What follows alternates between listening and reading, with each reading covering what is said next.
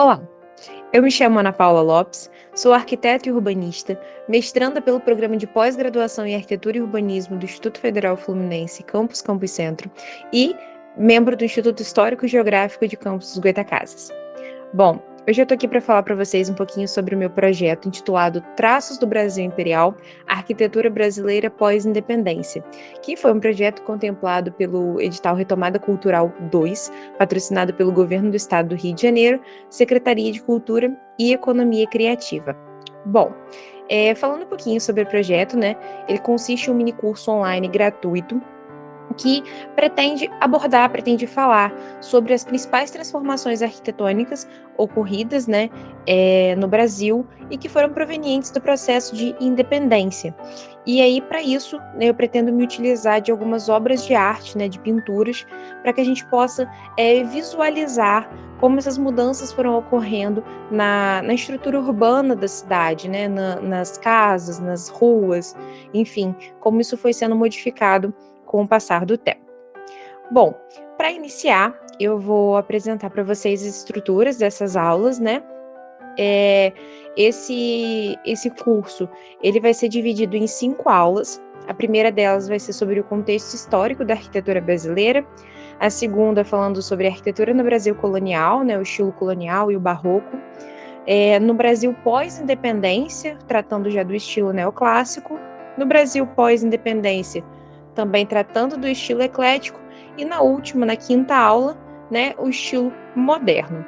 É importante destacar que essas primeiras 2 aulas, né, elas vão ser aulas de contextualização, de fato, né, um embasamento, porque a arquitetura ela acaba sendo construída, né, em função dos estilos anteriores, né, os estilos arquitetônicos eles vão sendo construídos em função dos estilos anteriores, né, de inovações, enfim. Então é importante que a gente entenda o processo de formação, né, o processo de início dessa arquitetura, né, que vem sendo construída, essa arquitetura nacional, para daí sim a gente chegar realmente, né, no ato da independência e como isso modificou esse cenário, né, para esse panorama arquitetônico de fato, né?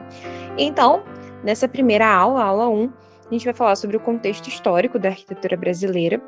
E aí, a gente inicia falando da chegada portuguesa, né, da invasão portuguesa ao território brasileiro.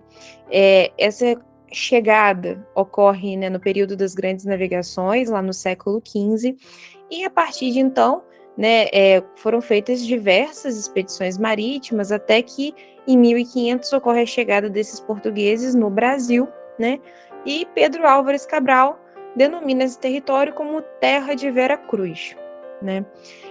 Aqui ao lado é a primeira imagem, a primeira pintura que a gente vai analisar, que é o desembarque de Pedro Álvares Cabral em Porto Seguro, em 1500, que é uma obra do Oscar Pereira da Silva, né? E essa obra ela retrata o que seria, né, a chegada desses portugueses ao território brasileiro. E é importante a gente destacar que, assim, o processo de chegada não foi um processo tão pacífico, né, de fato, mas que já existiam os povos indígenas aqui no Brasil, e também por isso que é importante a gente falar sobre a temática dessa aula, que também vai ser arquitetura indígena, porque faz parte da nossa cultura, da nossa formação arquitetônica como nação, né, como Brasil.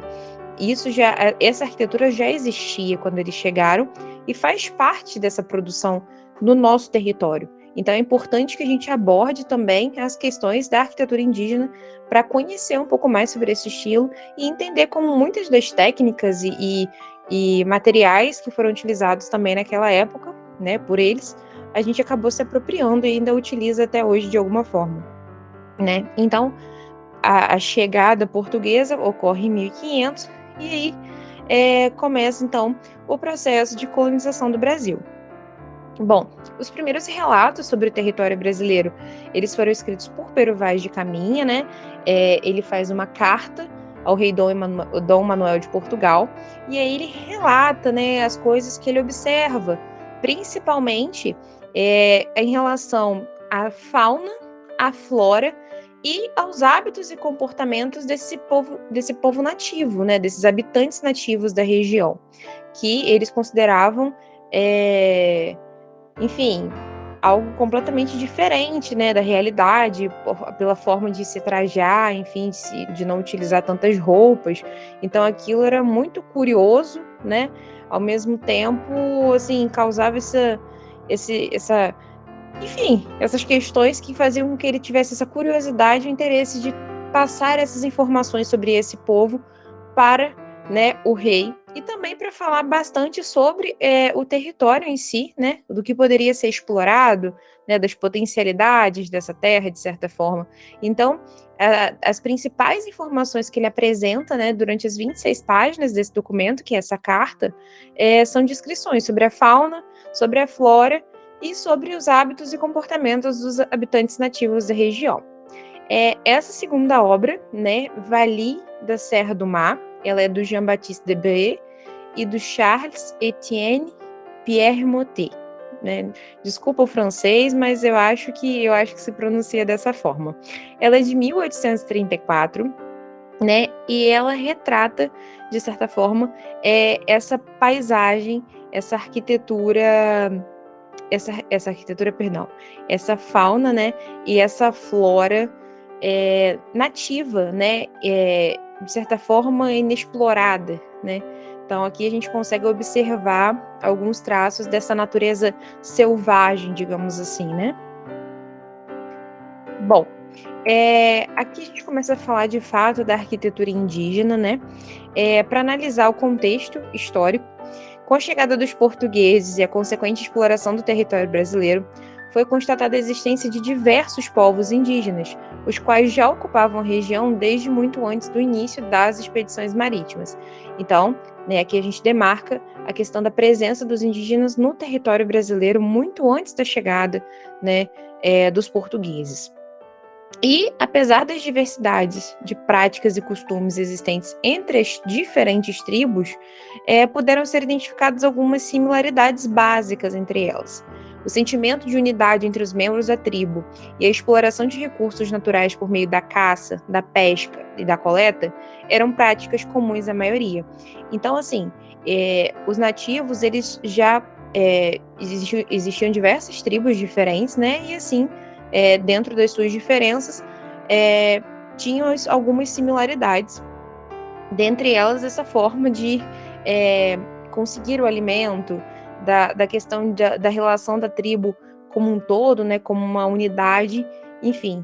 E aí aqui, na terceira imagem que a gente apresenta, né, que eu apresento a vocês, traduzindo de certa forma, seriam como se fossem as diferentes faces dos povos selvagens, né? Para os portugueses, enfim, os indígenas eram selvagens, eram considerados selvagens por causa dos seus hábitos, né? Enfim.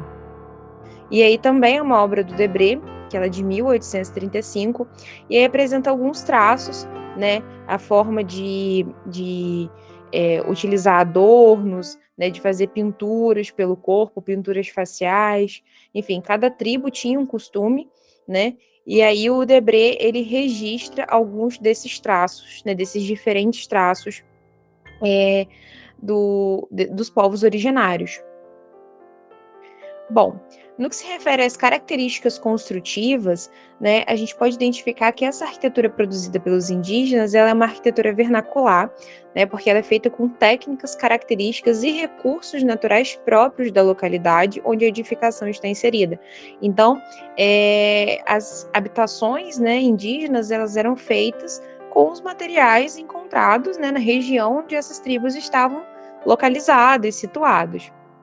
E aí foram identificadas diferentes tipologias habitacionais no decorrer dos anos, sendo as principais as malocas, né, que eram moradias indígenas coletivas e tinham um porte maior, né, elas tinham grandes proporções, e as ocas, que eram moradias individuais de proporções menores. A organização dessas moradias, elas se dão em aldeias, né, que são agrupamentos, e são denominadas tabas. Bom, a imagem a seguir, ela retrata, né, na verdade, o principal ponto dessa imagem é essa planta, né? É como se fosse um coqueiro, né? Que tem essas raízes expostas.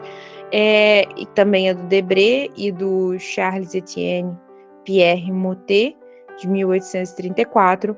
Mas eu trago essa imagem principalmente porque ela concentra alguns dos materiais muito utilizados nessa arquitetura indígena, que são o cipó, os galhos, as folhas. Tudo isso é utilizado por eles, extraído, né, no caso da natureza, para que fosse utilizado nas construções.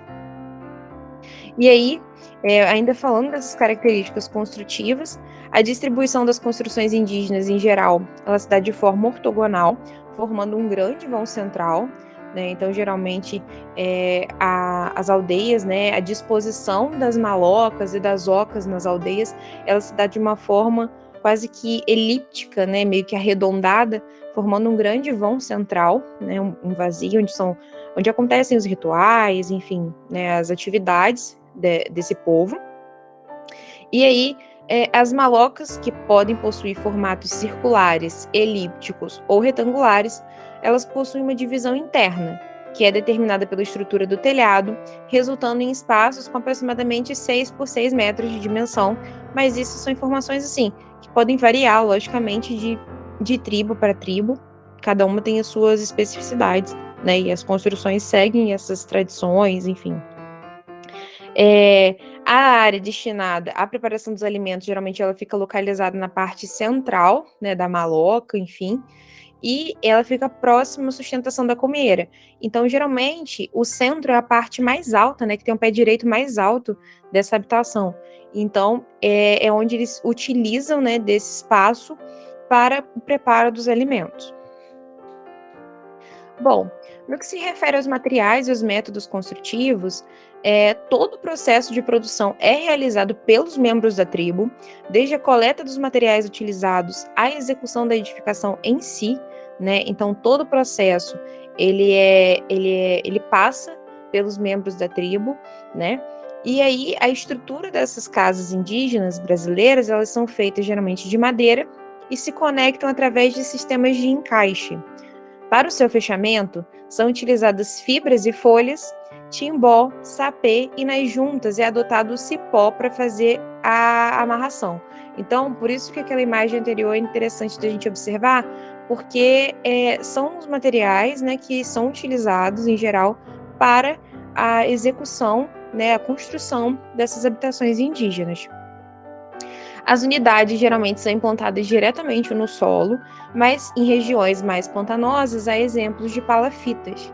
Então, cada, como eu falei, cada tribo vai ter um costume, né? E aí as adequações vão sendo feitas de acordo com as necessidades, né? Então, áreas mais úmidas, mais alagadiças, eles pensaram numa forma de elevar a construção para que não fosse, né, afetada durante o período, né, em que aquilo fique numa situação mais difícil, né, em que o local passe por uma situação mais difícil, que esteja mais realmente alagadiço, enfim, um período mais chuvoso. E aí cada tradição, né, cada local vai ditar também as necessidades construtivas. A imagem a seguir, ela, aparentemente a tradução se refere às diferentes formas de ocas ou de habitações, né, dos selvagens brasileiros, que é também, né, uma obra também do Charles Etienne Motet e do Debré, que ela é de 1834, e também retrata, assim como o Debré retrata, né, os traços dos povos indígenas, ele também traz, né, como é que eu posso dizer? Um acervo, digamos assim, né, das moradias, né, exemplos de moradias que eles foram encontrando ao longo do processo de colonização, né, ao encontrar as diferentes tribos, né, retratar os rostos, né, as faces desses povos e registrar também o tipo de moradia que eles produzem. Então, nos materiais e métodos construtivos, ainda falando disso, toda edificação ela é pensada para a proteção contra a ação de intempéries, como chuvas e ventos, além de possíveis ataques de inimigos e de animais. Então, a gente chega ao final dessa primeira aula, né, falando um pouquinho, né, sobre como se deu esse processo inicial de formação dessa arquitetura já existente quando os portugueses invadiram o Brasil e como se deu, né, durante esse processo de colonização. E assim, é importante que a gente analise isso, né, tenha consciência dessa parte do processo de formação para dar continuidade na nossa próxima aula. Bom, foi um prazer estar com você até aqui e te espero lá.